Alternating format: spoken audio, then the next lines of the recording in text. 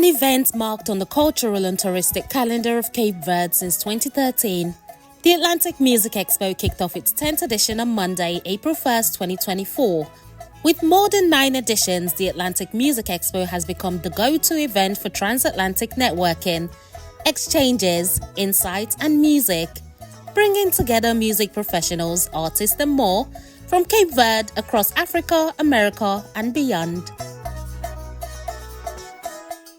This event is a music market. First, it was created as a transatlantic music market, and it consists on day cases, showcases DJ, conferences, workshops, has a trade fair, and also we have one-to-one meetings too.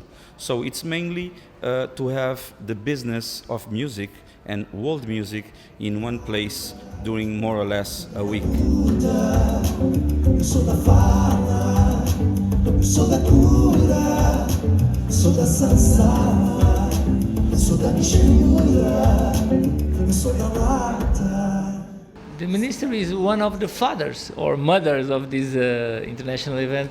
We built it as a international platform to promote Cape Verde through his culture, but also to build new stages and new bridges to put our artists in international stages. It was created by an older Minister of Culture that was a musician.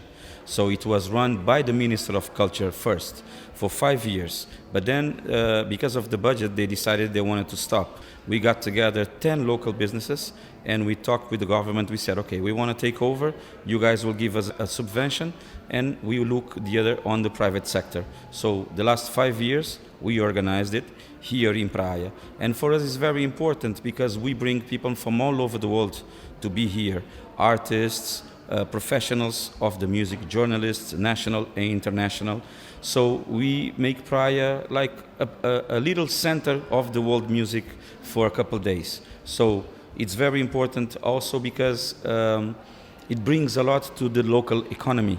You know, all the flights are full, hotels are full, restaurants, rent-a-cars and everything. Tu sabes lá por onde andei, ou tão pouco de onde vim. Gostas de falar à toa, porque sim. Dizes ser do tom da pele, por não ter a mesma cor. Tu consideras digna do amor que trago dentro aqui, que agora também dou. Quem sabe se no fim saibas que sou uma espécie de afro-funk dos que perseguem beat. Sou do rap e sou punk, com os discos repeat. Sou do grupo e sou sem pensar se dá frio. And also it helps Cape Verdean artists and African artists too to internationalize. So you have people here that can contract, they can make network, and we help those people that sometimes they cannot go to those big markets overseas. They can start from here and go and start a career on other markets. I think Atlantic Music Expo is one of the reason our music is achieving some international stage. It is a great opportunity for the resident artists because we have a large diaspora who has other opportunity to connect with the producers and record companies. But here in Cape Verde, we can also promote the resident artists. For me, not just for me. I think all the artists you can interview here during the AM can say you this is a major opportunity for everything. I'm lucky enough to live in the country that celebrates music, celebrates diversity, celebrates people. So Atlantic Music Expo, it's an opportunity to bring people to Cabo Verde, showcase the amazing things that we are doing here, but also connect with other people of the world. So that's why I think Atlantic Music Expo, and then we're going to have Creole Jazz Fest. They are very important to celebrate what we are good at. Music, people, diversity, all those things that are important for Cabo Verde.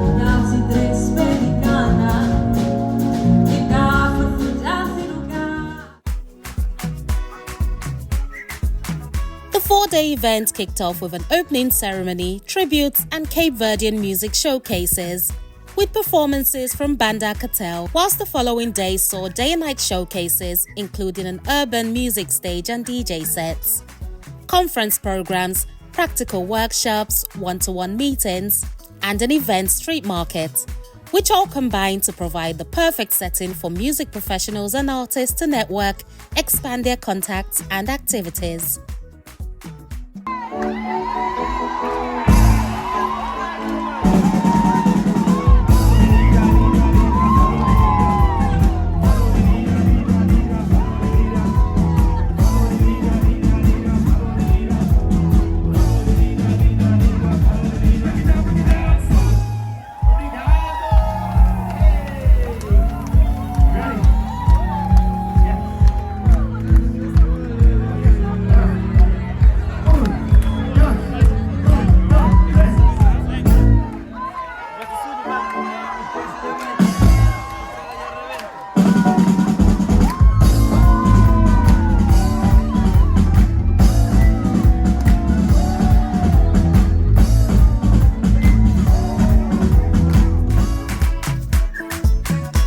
AME has become a very powerful think tank around topics such as creolization, the role of culture in development, advocacy for the African music sector, reinforcing the transatlantic exchanges and more.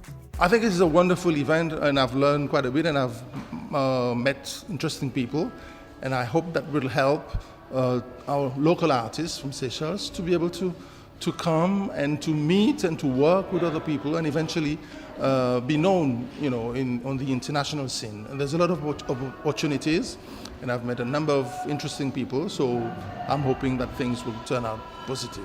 What we have on the program is the formalization of the sector. We think that music-wise here, we need to be more strong. So we have to pay our taxes, we have to go to social security, and you have a problem here because only 30% of the sector is doing that. So we want more people to be on that. But we also want to find sustainability for the musical events. So that's what we are going to try, and we have partners that are going to talk about that. And besides that, we have 26 showcases, 11 artists from international artists, 15 from Cabo Verde, and we have 10 nationalities of all kinds of music, different countries. So we think it's going to be a fresh, very fresh edition.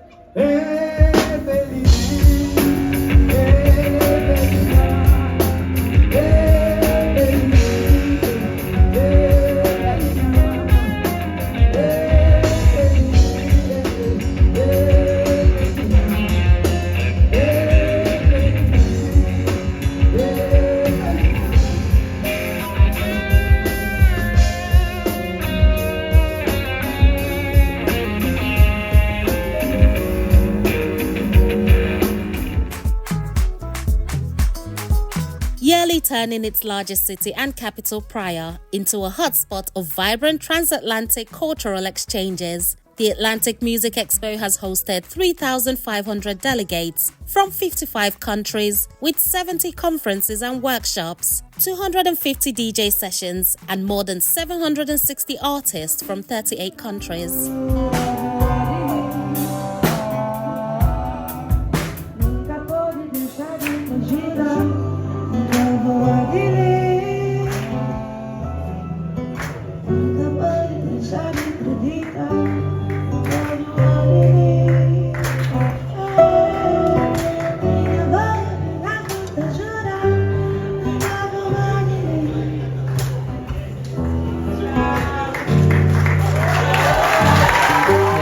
Our main strategy is not just help, because for us we will be strategic to get access to the African countries, festivals and event and organization. So for me as a minister and as a person, African person, would be very interesting to help other countries to organize big market, major market than the AME. AME is a very small, is a showcase also to Africa, not just to Cape Verde. For me, it will be very important if we achieve to have a common goal in Africa to build African market. You can apply online. That's how we do it. We're gonna open. We open every year in the month of July, August, and we leave the inscriptions open online until the month of October. And then we have an international jury, and they choose. They decide, and we communicate. So I think every up and coming artist that wants to be seen, that wants to start a network, that wants to do something better in their career, I would tell them to make their inscription online, and if they are selected, they should come, because I think it can make a good difference for the positive side for the career.